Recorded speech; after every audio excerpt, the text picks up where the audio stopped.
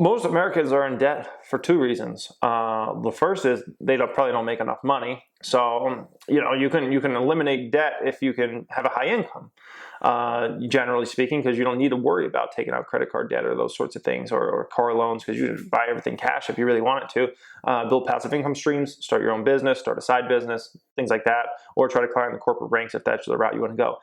Main reason is most people are stuck in a situation where they want materialistic things, and so they get in debt. Also, you could have student loans. Some folks get into a student loan debt situation, which is obviously not a good situation to be in, unless it pays off massively for you, which for the amount of people that have student loans and the amount of people that it pays off massively for, it's a very small percentage. If you're going to take out $50,000, $100,000 in student loans, you need to be making at least six figures plus a year, at least six figures plus a year. And that's almost initially just to make that, because you not only invested money into it, debt money that you have to pay interest on, but you gave away time. You gave away 4, 6, 8 years of your life that you could have been building a business with or doing something like that, right?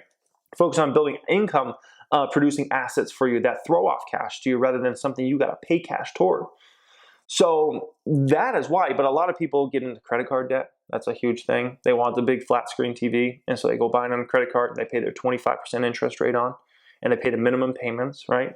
Somebody wants a nice car, they take out a car loan, 10% rate, 12% rate, 15% rate, whatever.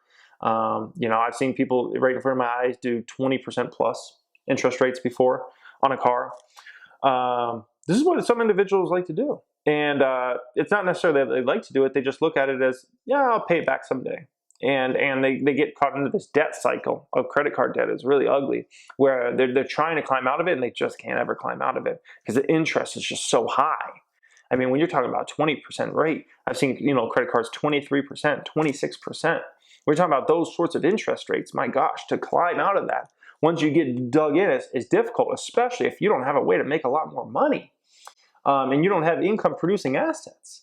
And so people get caught in that debt cycle, and it's literally the worst place to be financially. The best place to be financially is having income producing assets that are constantly throwing out cash to you that you can build more and more and more. That's the best situation to be in. The worst situation is where you have all this debt, especially consumer related debt, student loan debt, and you're constantly having to pay money toward that. So you're paying money toward the banks, whoever gave you that loan, rather than buying income producing assets that throw off money to you. And that's why it happens. And it's an unfortunate situation. And so, my advice to anybody out there would be, before you ever think about taking out student loan debt, credit card debt, auto loan debt, anything like that, you better make sure you're getting really low interest rates and that it means that much to you in your life. Because, man, it's a lot more fun to build income producing assets that throw off cash to you, I can tell you that.